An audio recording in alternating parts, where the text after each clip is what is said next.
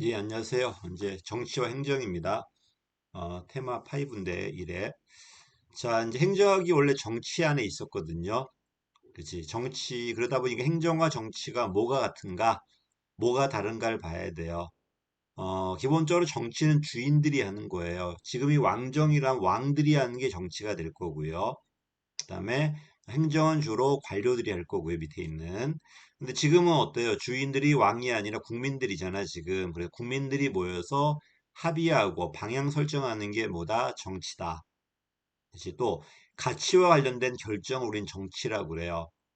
예를 들어서 돈을 1억을 썼을 때 어떤 사업을 하면은 1억이, 2억이 나오고 어떤 사업을 하면 3억이 나온다. 이건 팩트거든요. 이건 사실과 관련돼 있는 거고. 반면에 어떤 게 더 좋은가? 2억짜리 사업이 좋은가? 3억짜리 사업이 좋은가? 효율성 가치를 강조한다면은 3억짜리가 나을 거고, 반면에 형평성이라면 2억이 나을 수도 있겠죠. 이렇게 무엇이 옳다 그르다 가치 판단은 되게 정치 쪽이고요. 반면에 그게 아니라 그냥 뭐뭐다. 이거 하면 뭐뭐가 나옵니다. 이런 건 되게 중립적 시각이고 이건 되게 행정이라고 그래요. 가장 쉽게는 결정한다, 집행한다. 가치와 관련된 결정은 되게 주인들이 해야 될 거고 반면에 어떤 답이 있는 결정들 이런 결정들은 되게 누가 한다 전문가한테 맡겨도 돼요. 그래서 정책 결정이고 주로 목표나 방향을 얘는 최적의 대안을 맞죠. 지금 국민들이 주인이니까 민주가 목적이 다양한 의사를 모으는 게 목적이고 반면 여기는 그게 아니라 이미 목적은 정해져 있기 때문에 이왕이면은 가장 좋은 수단을 합리성 이왕이면 투입 대비 산출을 극대화 가장 작은 비용으로 산출을 극대화하는 능률성이 중요하겠죠.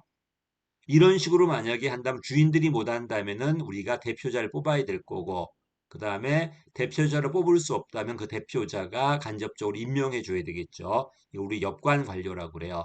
이런 분들은 우리는 되게 정무직 공무원들이나 일부 별정직 일로 들어가요. 반면 이쪽은 그게 아니라 전문가다 보니까 시험 봐서 뽑겠죠. 실적주의 공무원이라고 그래요. 이걸 그래서 우리는 일반직이나 특정직이 일로 들어갑니다. 자, 미국이란 나라에서 어떻게 변해갔는가 전개 과정이에요. 원래 역관주의에 있었죠, 역관주의. 행정이 정치학 안에 있다가, 행정이 정치 안에 있다가, 도시화, 남북전쟁 끝나고, 북부 이긴 다음에 도시화가 되잖아. 그러면서 전문가가 필요하지 않나요? 근데 이런 전문적 일을 도시 문제를 공적 문제인데 역관 관료 해결하지 못하니까 전문가가 필요했죠. 이러면서 누가 등장한다? 고전행정학, 행정관리론이 등장해요. 근데 미국은 관료를 양성한 적이 없었기 때문에 그 양성 기법을 경영학에서 갖고 들어오든지 아니면은 독일의 관료제를 도입했잖아. 그치? 그래서, 왜, 정책적 이원론 돼야 되니까, 이제. 그래야지 정치는 미국식으로, 행정은 독일식으로. 그때 이거 이론 제시한 분이 이따 나올 윌슨이죠. 어쨌든, 고전행정학, 신고전행정학, 이것도 내부 관리 기술이라고 그랬고, 언니 뭐만 한다? 집행만 하겠다는 겁니다. 그러다가 대공황 계기로 의회가 제대로 된 결정을 못하고 실질적으로 관료가 결정해요. 그치? 행정국가라고 그래요. 이때 이게 심화되다 보니까 실질적으로 결정을 행정이 한단 말이야. 정치행정 이론론이라고 그래. 두 번째 행정학이라고 해서 신고전 행정학이라고 그러고요. 단순하게 내부 관리 기술이 아니라 사회 문제 해결해야 되는데 그 사회 문제가 되게 대공황의 문제였죠. 실질적으로 결정 누가 한다? 관료가 하고 의회가 승인한 형태란 말이야. 그치? 이래버리면 뭐가 문제다? 정치와 행정이 구분이 안 되기 때문에 정체성의 위기가 나와. 이렇게 정체성의 위기. 이걸 극복하게 만든 게 행태론이죠. 행정은 결정을 한다. 결정은 가치 결정과 사실 결정이 있는데 가치 결정은 누가 해라? 정치가 하고 우리는 사실 결정만 할 것이다. 그지? 사람만 연구해서 이게 행정 행태론이고 내용적으로 정치행정 이론론이지만 연구 방법론적으로 가치와 사실을 구분한 다음에 사실만 연구할 거거든요. 그 근거가 검증 가능성이란 논리 실증주의였잖아. 자, 그러다가 60년대 흑인과 백인의 빈부격차 문제 터집니다. 그 당시 다수결로 이제 미국이 정책 결정을 했는데 이런 식으로는 흑인 문제가 들어가지를 못해요.